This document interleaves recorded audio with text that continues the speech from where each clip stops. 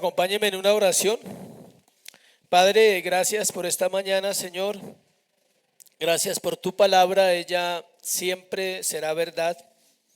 Ella es limpia, santa, pura, Señor. Y nos limpia a nosotros también mientras la escuchamos. Ella trae entendimiento a nuestra mente, a nuestro corazón y purifica el alma, Señor. La Biblia dice que todo aquel que se exponga a la Escritura será convertido, Señor, en el poder de tu Espíritu. Pedimos que nos ayudes a terminar esta carrera bien a los que ya hemos avanzado y a los que están empezando, Señor, les dé sabiduría también para caminar bajo tu palabra. Te lo pedimos en el nombre de Jesús. Amén y amén. Vamos a ir al capítulo 5 de la Confesión de Fe, al numeral 6. Hoy vamos a ver el 6 y el 7 y terminamos ese capítulo y pasamos al capítulo 6, que dice la caída del hombre, el pecado y su castigo. O sea, la próxima semana empezamos ese de la caída del hombre, el pecado y su castigo. Todos tienen la confesión de fe. Vamos a leer el numeral 6. Dice así. Dice: en cuanto a aquellos hombres malvados e impíos, a quienes Dios como juez justo ciega y endurece a causa de su pecado anterior, no solo les niega su gracia por la cual podría haber iluminado su entendimiento y obrado en sus corazones, sino que también algunas veces les retira los dones que tenían y los deja expuestos a las cosas que su corrupción convierte en ocasión de pecado. A la vez los entrega a sus propias concupiscencias, a las tentaciones del mundo y al poder de Satanás, por lo cual sucede que se endurecen bajo los mismos medios que Dios emplea para ablandar a otros. Note la palabra al final, dice para ablandar a otros. Lo que Dios utiliza para convertir a ciertas personas, para otros es dureza de corazón. Por eso hay gente que no importa lo que viva, no va a cambiar. A veces nosotros cometemos un error y es que creemos que las personas entre más sufran, más se convierten, pero eso no es una regla para la conversión.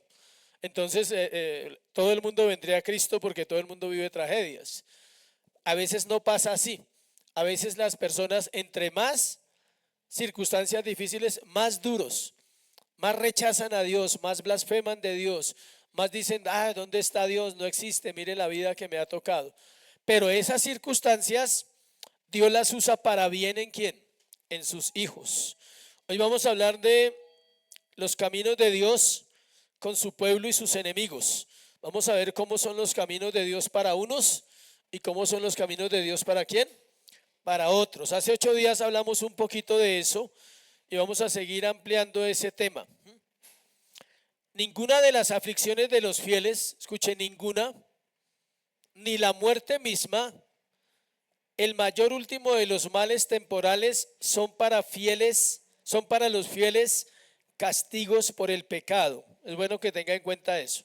Eso es una doctrina errada que hemos escuchado, que si usted no tiene dinero, usted está bajo maldición. Eso es una mentira, eso no es verdad. Que si usted se enferma, usted está en pecado. Eso no es verdad. ¿Por qué es bueno aclarar eso? Porque eso manipula el cerebro de la gente y manipula la mente de la gente para llevarlos a una culpa y hacerlos sentir miserables y aprender a depender más de los hombres que de Dios. Vuelvo y le leo. Ninguna de las aflicciones de los fieles, ni la muerte misma, el mayor y último de los males temporales son para los fieles castigos por el pecado. Escuche, sino únicamente los castigos de un Padre amoroso, infligidos para su gloria y el bien de ellos. Vamos a hacer esa diferencia.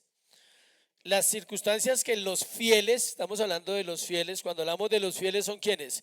Los salvos. Nadie puede ser fiel hasta que sea ¿qué? Salvo.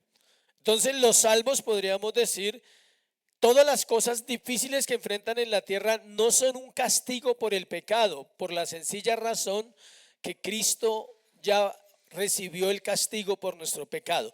Son providencia de Dios para la formación del corazón y para que el mismo creyente pueda ver quién es y pueda entender que está en un proceso de ¿qué? De santificación. Entonces, ni siquiera la muerte, porque la muerte es la paga del pecado, pero el pecado ya lo pagaron. Entonces, la muerte para nosotros se convierte en un momento especial. ¿Por qué? Porque pasamos a la mejor vida, como dicen, a la vida verdadera. Estos son infligidos para su gloria y el bien de ellos. Por eso Romanos 8:28 dice que a los que aman a Dios, todas las cosas les ayudan, ¿qué? Pero a uno le gusta la segunda parte. Todas las cosas le ayudan a bien. Usted lo dice, lo proclama, se lo dicen. Pero usted no lee la primera parte que dice a los que aman a Dios. ¿Y quiénes son los que aman a Dios? Los que obedecen. ¿Y quiénes son los que aman a Dios? Los que se santifican. ¿Y quiénes son los que aman a Dios? Los que anhelan a Dios. Si usted ha amado a una persona, usted entiende qué es amar. O si lo han amado, también. Y si no, tranquilo que todo tiene su tiempo. Bueno, no se preocupe. Todo tiene su tiempo debajo del sol para que no sufra. Bueno, dice que cualquiera que sean los castigos de los malvados y los castigos de los piadosos en la apariencia externa, o sea, por fuera, lo que vimos acá, sí, dice incluso con respecto al sentido corporal, o sea, al cuerpo o a la mente. Sin embargo, hay una diferencia entre cómo esas dos personas viven y para qué viven esas situaciones. El ojo espiritual lo juzga todo, o sea, Dios. Él ilumina las circunstancias con una verdad que está escondida detrás de ¿dónde? De las circunstancias. Entonces, la diferencia es abismal en cómo los castigos en este mundo para los impíos son vistos de una manera por ellos y cómo nosotros vemos las situaciones que vivimos, podríamos llamarlos adversidades, pruebas, luchas, como usted lo quiera llamar, tienen un propósito específico: mostrar el amor del Padre. Siempre pongo el mismo ejemplo, y es que si tú tienes un hijo y va hacia un abismo, tú eres capaz de tirarte a que no se caiga. Hablo de un niño pequeño. O sea, y uno grande pues ya se le advirtió, pero igual si pudieras evitarlo, lo evitarías. Pero así es Dios. Entonces, por su amor, por ese amor de padre, el amor paterno, debe permitir que nosotros tengamos aflicciones. El evangelio es ese. El otro evangelio no es verdad. El evangelio que te ofrece solo salud, dinero y amor. Y brindemos porque la vida sigue. No, ese evangelio no puede mostrar el amor del Padre, porque el amor del Padre te va a cuidar aún en la enfermedad. El amor del Padre te va a cuidar en la necesidad. Entonces, si el ser humano no necesita nada, ¿para qué necesita a Dios? ¿Sí me explico? Si usted cree que tiene todo y usted cree que ese todo, valga la redundancia, es todo para usted, usted no conoce al Señor. Cuando ese todo que tengo deja de ser todo para mí, empiezo a entender que Dios es realmente lo más importante. Y agradezco. ¿Cuál fue el pecado de Ananías y Zafira? Mentir, no era tener plata. Algunos predicadores usan el ejemplo de Ananías y Zafira para quitarle la plata a la gente, decirle que tiene que llevar todo a la iglesia porque se va a morir como Ananías y Zafira. No, el problema de Ananías y Zafira no era la plata. El Señor nunca habló de dinero ahí. Habló de mentiras. ¿Eran qué? Mentirosos. Prometieron y no cumplieron. Pero nunca se habló del dinero de ellos. Se supone que tendrían dinero para haber vendido la propiedad y haber traído el dinero. Pero ¿cuál era el pecado de ellos? La mentira. ¿Por qué tocó ese tema? Porque a veces no entendemos ni siquiera cuál es el pecado de nosotros y porque a veces tenemos que vivir ciertas situaciones porque somos como el mulo. ¿Sí sabe cómo es el mulo según Salmo 32:8? Sin entendimiento, que tiene que ser sujetado con cabestro para que sea guiado. O sea, el mulo toca jalarlo, toca llevarlo hasta que él aprende. pero siempre es más terco que el caballo. ¿Sí sabía que el mulo es más terco que el caballo en su carácter? Por la mezcla que tiene entre, es un mestizo, ¿no? Él es una mezcla.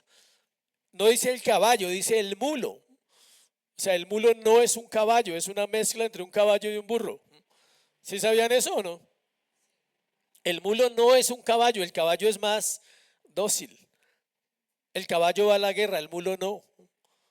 Los que van a la guerra son ¿qué? Caballos, preparados. Tienen el caballo, según la Biblia, el caballo está preparado para otras cosas diferentes al mulo. El mulo es terco. Entonces nosotros a veces somos así. Y Dios en su providencia tiene que tratar con nosotros para santificarnos porque nos ama. En el impío no es para santificación, es castigo.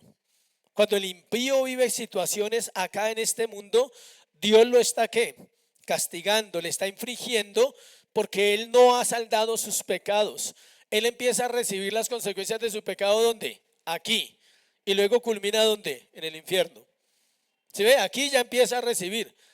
Es decir, no, la misma circunstancia la viven dos personas, pero tiene un propósito ¿qué? Diferente. Porque el impío no se va a ablandar y el Señor lo sabe, él no se va a ablandar, él se va a endurecer más. En cambio, el elegido, el salvo, él se va a ablandar. Tarde o temprano se va a ablandar y tarde o temprano va a ceder. Tal vez le cueste un poquito, pero el Señor en su amor, con cuerdas de amor los atraje y fui como para ellos como el que pone ¿qué? La comida. Dice, y los va llevando y nos va manteniendo. Los castigos de los fieles y los castigos de los malvados son diferentes.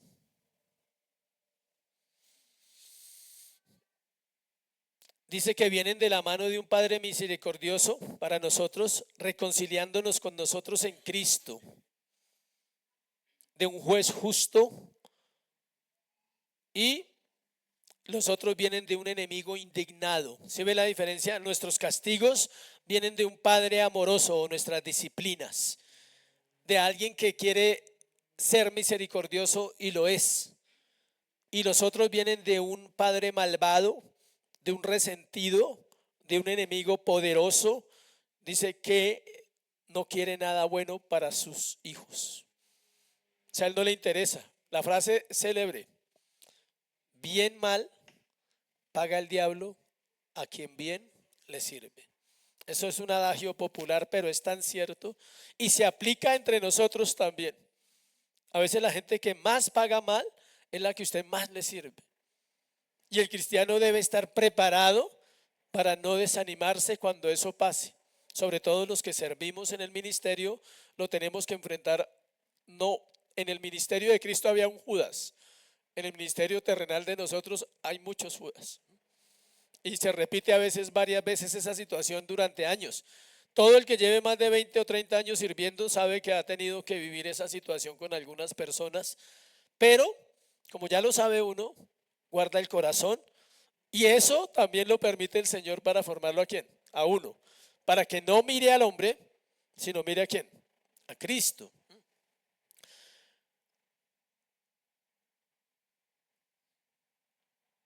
Dice que el Señor le habló en el libro de Oseas, el Señor le habló a Efraín y le dice: ¿cómo te libraré, Israel? ¿Cómo te haré como Adma y cómo te pondré como Seboín? O sea, las ciudades de Sodoma y Gomorra que destruyó, eran 4. Esas 2 que acabo de nombrar no aparecen sino una vez en la Biblia. Y el Señor dice: ¿cómo te voy a tratar igual con los impíos? Aunque hayas fallado, aunque seas rebelde, aunque seas adúltero, aunque seas infiel, no te puedo tratar igual, dice. Como si hubiera dicho: aunque vuestros pecados son tantos y tan graves, yo podría destruirlos con justicia, con fuego y azufre, como hice con aquellas ciudades contiguas a Sodoma y Gomorra. Sin embargo, en cuanto a mi pacto y mi amor que es en Cristo, les tengo reservado el amor. No puedo tratarlos con ustedes, tratarlos a ustedes como lo hice con esas naciones malditas. Pero cuando vuestros pecados me obligan a corregirlos, me compadezco de vuestras aflicciones y estoy dispuesto a arrepentirme y a cesar vuestras aflicciones cuando os arrepentís de vuestro pecado contra mí. El Señor dice: si ustedes pecan, yo tengo que tratarlos porque los amo, pero si se arrepienten, yo levanto el trato. ¿Sí me explico? ¿Por qué es importante la vida de arrepentimiento en el creyente? Por eso, porque el Señor está atento a que su actitud sea humilde, no la actitud del que peca y luego se irrita, se pone bravo. Sí, como cuando el hijo que le reclaman que llegó tarde y se pone bravo. O sea, llega tarde y antes se pone bravo. ¿Y usted dónde estaba? Ah, pero es que no puedo salir. O sea, de una vez responde así, no, o sea, se le está preguntando. O el creyente que se molesta cuando se le llama la atención, igual. Peca y luego se irrita. Entonces, así somos nosotros. Todos somos así. En algún momento nos hemos irritado con el Señor. En algún momento hemos dicho, pero ¿hasta cuándo? O sea, ya llevo hartos años esperando esa respuesta. O sea, ¿sí? Y el Señor dice, yo llevo hartos años esperando que usted cambie. O sea, ¿sí? ¿Quién es más paciente, él o nosotros? Él. A nosotros se nos agota la paciencia como al profesor Girafales. O sea, ¿sí? Se nos puede agotar la paciencia. El camino del creyente es a veces difícil. Las pruebas que vengan a la vida de un creyente, escuche, si alguien tiene esa pregunta, deben atribuirse al decreto de Dios cumplido en la providencia. Yo creo que ya no volvemos a preguntar eso. Espero que no me vayan a hacer esa pregunta en otras clases de escuela. Todas las pruebas del creyente se deben atribuir al decreto de Dios cumplido en ¿qué? Su providencia. Hay gente que dice, uy, pero ¿cuándo va a parar esto? Entonces, no, dése por bien servido que usted va en un proceso y están santificándolo acá para que no vaya al infierno. ¿No le parece espectacular? ¿Sí? Uno lo puede ver así. El mundo no lo ve así. Hermanos inmaduros no lo ven así. Uy, no, pobrecita, uy, pobrecito, qué mano de luchas que tiene ese pobre. O sea, se le nota. Si se le nota que llega cargado, o sea, ¿sí? No, cada cual está en el lugar indicado. Y está ahí porque Dios sabe que debe estar ahí. No crea que los que van adelante de usted están sin pruebas, solo que ya han sido probados y ya aprenden a comportarse decentemente. Ya aprenden a no estar quejándose. Ya no dan quejas, glorifican. En la prueba se van para el calabozo a alabar. Al más hondo, dice, al más profundo de los calabozos. No al de afuerita porque ahí es bueno. Siempre las prisiones tienen los calabozos más feos donde más adentro. Allá estaba Pablo y Silas. Pero el calabozo, el creyente está, ni siquiera ha entrado al calabozo y ya está quejándose. O sea, ya está que no puede. La providencia de Dios es una doctrina hermosa cuando la entendemos. Dios es sabio, es justo, es misericordioso con sus elegidos. Cuando nosotros contemplamos nuestras perturbaciones, decían los reformadores, todo aquello que perturba mi alma, puede ser un pecado. Si sabía, puede ser un pecado que está ahí. Y usted lo sabe o yo lo puedo saber, pero me persiste. Pero yo no quiero, pero persiste esa conducta, persiste esa concupiscencia en el corazón. Entonces usted debe reflexionar sobre por qué a veces pasan cosas y ser honesto. Hablaba con alguien y decía, no, lo que más puede ayudarle a un cristiano es ser honesto con Dios. Pero más que con Dios es con usted, porque Dios ya sabe todo lo suyo. O sea, ser honesto es decir, sí, hay un sentido por el cual estoy viviendo esto. Y ayúdame a verlo, Señor, ayúdame a entenderlo, por favor. O sea, guarda mi corazón de resentirme, guarda mi corazón de dudar que tú estás en mi proceso, porque Él está ahí.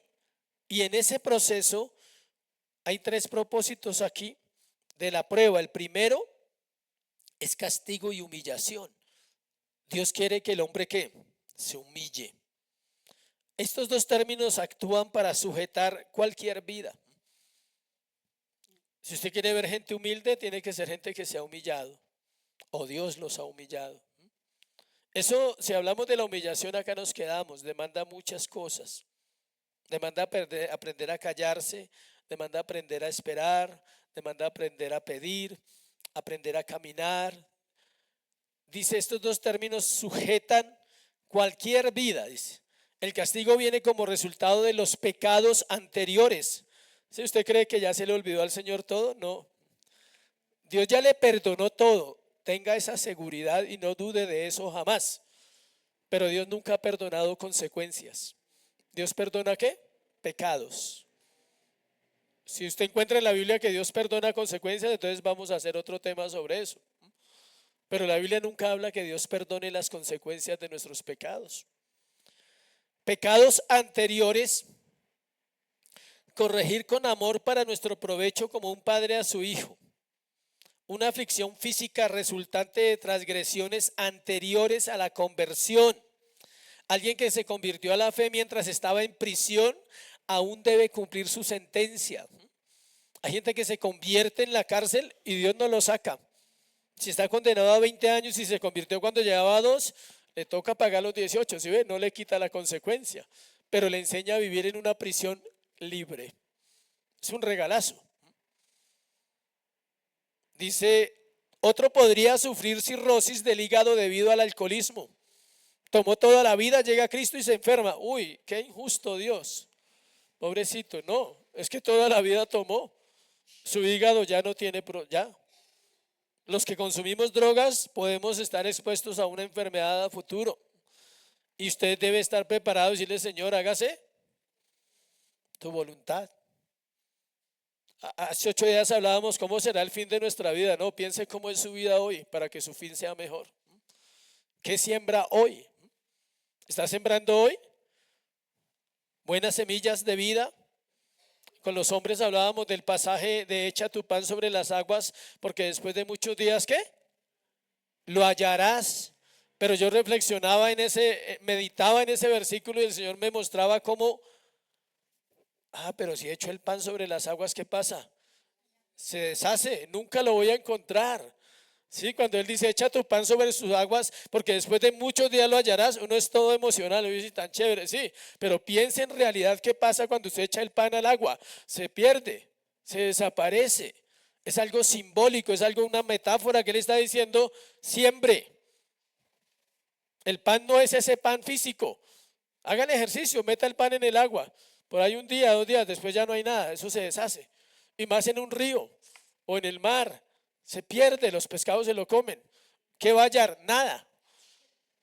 ¿Sí ve? Entonces, siempre, en lo que le está diciendo, siempre, siempre, siempre. ¿Qué hace el agua? Corre. Siempre que el agua va corriendo. Y más adelante, de pronto, encuentre un poquito de eso que sembró y recoja. Pero la gente quiere recoger a los 3 meses de llegar a la iglesia. Ese es el problema. Queremos recoger y no hemos ¿qué? Sembrado. Entonces el castigo viene como resultado de ese pasado a veces y viene con misericordia. Si fuera sin misericordia, entonces me lo juzgan ¿dónde? En el infierno. Pero es preferible que me lo juzguen ¿dónde? Aquí. 80 años pasan rápido, comparados a una eternidad. Varios hombres de Dios han terminado su vida en cáncer, situaciones físicas, y por eso no perdieron la salvación y terminaron bajo maldición. Son conscientes de su cuidado. Un hombre, un pastor liberal, Derek Prince, decía, algunos cavan su tumba con cuchillo, cuchara y tenedor. Es un proverbio inglés, ¿no? A propósito, no es autoría de ningún hombre, sino es un proverbio de Inglaterra. Algunos cavan su tumba con ¿qué? Cuchara, cuchillo y tenedor. O sea, lo que comen, lo que comemos ayuda a llegar a la tumba más rápido. El segundo objetivo es acercar a sus hijos a Él mismo. O sea, el primero es corregirle y mostrarle que Él es ¿qué? Justo. El segundo es acercarlos a Él mismo. Leemos que estos problemas los elevan a una dependencia más estrecha y constante para el sustento de sí mismo. Los mejores tiempos para orar, iglesia, son los tiempos de prueba. Cuando está usted mal con su familia, ora más. Es curioso, uno dice, Señor, ¿por qué es así? Porque cuando está bien se le olvida. porque está feliz compartiendo, disfrutando y no tiene tiempo para orar. Cuando viene la crisis, vuelve a orar de verdad, a clamar. Debería ser cuando, en todo tiempo. Es como el que ora por un hijo que está perdido y se convierte y ya no vuelve a orar. Después se descarrea y el Señor dice, sigue orando, por favor, sigue orando. Hay que seguir orando por ese hijo. Cuando dice, las aflicciones ayudan a los hijos de Dios a recordar que siempre deben buscar en el cielo su sustento y fortaleza sin depender nunca de sus propios recursos. La oración, el pan nuestro de cada día, dánoslo hoy, implica mucho más que un alimento para el vientre. El pan diario, dánoslo hoy. ¿Qué es el pan? La provisión. Resulta que usted ese día necesita, el Señor quiere que usted ese día, X, hoy o mañana o pasado mañana,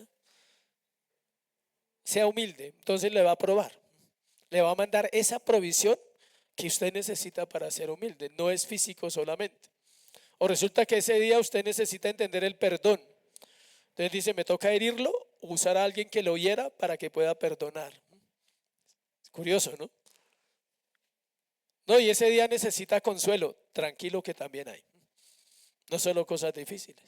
Ese día necesita paz porque ya no se soporta ni a sí mismo. El Señor le va a traer paz cuando ya usted no se soporte. Y cuando descanse en el Señor, diga, Señor, gracias. Tú eres mi paz. Tú dijiste, mi paz os dejo, mi paz os doy. Señor, por favor, que me alcance un poquito para mí. Porque a veces estamos así. Pero la provisión va a llegar. Ahora, si usted necesita una provisión económica, también entra, ¿sí? Solo que no nos centramos solo en eso, pero también es válido, Señor, que pueda llegar a fin de mes, por favor. Entonces ofrende más, dice el Señor. Bueno, entonces voy a llegar a fin de mes contento, voy a llegar a fin de mes bien. Tercero, debido al pecado que habita en nosotros y la prevalencia de las trampas, sus hijos enfrentan tentaciones para que puedan estar más atentos a futuros encuentros con el pecado y busquen la mortificación.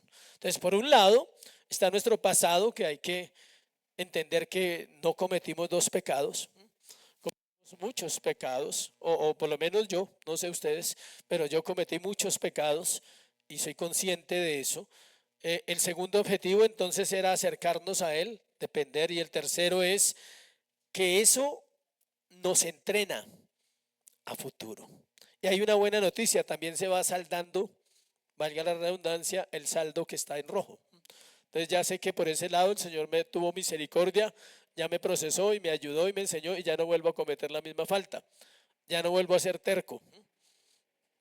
Somos tercos, ¿sí sabía? Todos, aquí cabemos todos. Pongamos todo lo que tenemos a los pies de nuestro Dios y estemos contentos de que Él disponga de nuestra salud, de nuestras riquezas, de nuestras vidas y de todo lo que nos pertenece. Nuestras almas deben permanecer como Elías en la boca de la cueva, listo para salir cuando Dios lo llame. Elías estaba en una cueva, ¿sí? Pero en todo caso estaba listo para salir. Si usted está en la cueva, no importa, esté listo. En cualquier momento el Señor lo saca de ahí y que se le vea que no estuvo en la cueva, ¿sí? Que no se le vea la tristeza, la depresión, la soledad, la angustia. No, Señor, estaba contigo, estaba en la cueva, pero estabas ahí, ¿sí? Dice, debemos permanecer como Elías o como Abraham a la puerta de su tienda, listo para recibir la muerte o cualquier mal que Dios envíe. Uno debe estar listo para vivir o para morir. Duro, ¿no? Normalmente la iglesia no habla de eso. Siempre quieres que te digan que te alistes para que Dios te bendiga mañana. ¿Y qué tal si te dicen alístate para que próximamente mueras? El profeta le dijo a Ezequías, ordena tu casa porque ciertamente que morirás. Por algo le dijo eso, ¿no? Era el rey. Decirle a un rey que era desordenado no era fácil, pero era el profeta que va y le dice, ordena tu casa, Ezequías. Ese orden incluía no solo el reino, sino su casa. Le dijo, no le dijo, ordena el reino, Ezequías. Ordena el reino porque Israel está como desordenado últimamente. La época del profeta Isaías era una época de anarquía. Era como un modernismo en esa época. Se había liberado el pueblo de sus cosas, había Estaban como Sodoma y Gomorra, dice en el capítulo 1 de Isaías. Imagínense cómo estaba Israel. Pero el Señor no le dice que ordene a Israel, que ordene ¿qué? Su casa. Tal vez ir a arreglar con su esposa, pedir perdón a sus hijos, algo así. Ordene su casa. Y el rey ora y el Señor le concede ¿cuántos años más? 15. Y igual va a morir. Igual vuelve y la embarra, ¿no? En esos 15 años siguió pecando. O sea, no fueron 15 años de perfección porque ya le habían dicho que iba a morir, ¿no? Y uno se imagina, no, si me dicen que voy a morir en 5 años, voy a ser santo estos 5 años. No, va a seguir pecando, ¿sí? Pero ya le dijeron que iba a morir. Sí, pero es que usted no tiene esa capacidad. Necesita depender del Señor. Miremos el séptimo, el último que está ahí. Del mismo modo como la providencia de Dios alcanza en general a todas las criaturas, así también de un modo más especial cuida de su iglesia y dispone todas las cosas para el bien de la misma. Aquí vamos a hablar de algo bonito y es el cuidado especial, escuche, especial de Dios para sus hijos. La doctrina de la misericordia, se habla de una misericordia general, pero se habla de una misericordia ¿qué? Especial. Tenemos la revelación general y la revelación especial. Tenemos la gracia común y la gracia especial. La providencia no se queda por fuera. Una providencia general para toda la humanidad, que toda está bajo el decreto de Dios, pero una providencia especial ¿para quién? Para el cuidado de sus hijos. Esta doctrina está entretejida en la estructura de la Biblia, tanto en el Antiguo como en el Nuevo Testamento. Tiene dos palabras básicas: el Señor cuida de ellos y el Señor dispone todas las cosas para su bien. El Señor cuida de usted siempre, pase lo que pase. Su mente lo entienda o no lo entienda, esté usted de acuerdo o no de acuerdo con lo que usted está viviendo, Él cuida de usted. Si usted es salvo, Él cuida de usted. La pregunta del catecismo de Westminster, la 63. Los catecismos, para los que no saben, de pronto hago un paréntesis ahí. La Confesión de Londres de fe de Londres y la Confesión de Londres de Westminster, o sea, de Inglaterra, ambas, ellas tienen sus catecismos. Los catecismos son preguntas, los puede descargar en PDF, son gratis, son corticos. ¿Para qué sirven? Para criar hijos, los que tienen hijos. Si usted quiere criar hijos en la disciplina del Señor, los catecismos, el catecismo bautista les sirve, porque es a través de ¿qué? Preguntas. Y para enseñar a los niños, a ellos se les está enseñando, para los que no saben, en la escuela dominical de niños se está enseñando el catecismo bautista. Preguntas: ¿quién es Dios? Y se le da y viene la respuesta en el catecismo. Entonces aquí hay una pregunta: ¿cuáles son los privilegios especiales de la iglesia visible? La iglesia visible tiene el privilegio, esa es la respuesta, de estar bajo el cuidado y gobierno especial de Dios, de ser protegido y preservado en todas las edades. Nunca ha fallado la iglesia en la humanidad, a pesar de la oposición de todos los enemigos, de gozar de la comunión de los santos. Esto es un privilegio, conocer personas como ustedes, que nunca nos conocíamos, y tener algo en común, que es Cristo, y saber que nos guste o no, vamos a estar en la eternidad juntos. Debería gustarnos, pero pues a veces uno dice, fulano no me gusta, pero voy a estar con ese en la eternidad también. Entonces desde acá hay que perdonarle para que no haya nada que llegar allá. Bueno, arreglar allá. Todos los ofrecimientos de la gracia que no alcanzamos a discernir o a entender, el misterio del evangelio, el poder testificar de Cristo, todo eso es una providencia especial que no tiene el mundo. El saber que somos amados, cuidados, preservados, el saber que si tenemos una situación, la puerta está abierta, el camino vivo y nuevo, que se abrió ¿dónde? En la cruz, que ya no hay velo, que ahora tenemos un entendimiento en nuestra mente para poder decir cómo evaluar el mundo, cómo evaluar la vida de hoy, cómo evaluar la política, el gobierno, la sociedad, las ideologías, la filosofía, la cultura. Eso es un cristiano verdadero, tiene esa capacidad de separar malo y bueno. Se la da Dios. Es un cuidado especial para que la iglesia sobreviva en el tiempo en el cual le tocó. Imagínense la iglesia que enfrentó el mundo romano. Era como enfrentar, algo así como enfrentar un dictador moderno. O sea, eran fiestas sin ropa.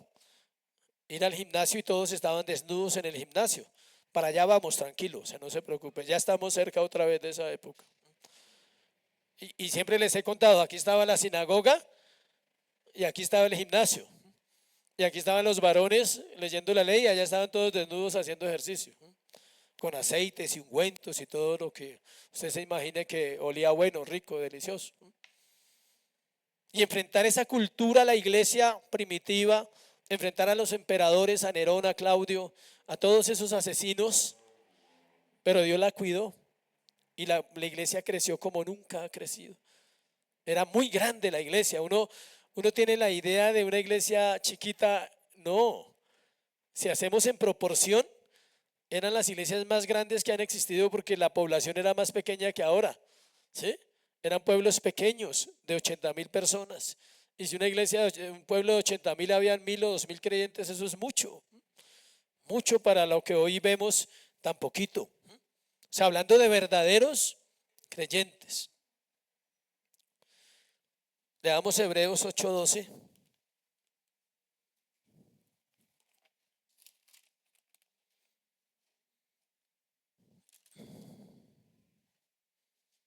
Dice, porque seré propicio a sus injusticias y nunca más me acordaré de sus pecados y de sus iniquidades. Eso es para la iglesia. O sea, Dios va a ser propicio, va a ser propicio a las injusticias. No se va a acordar de ellas y no se va a acordar de pecados e iniquidades. Preguntas, aportes.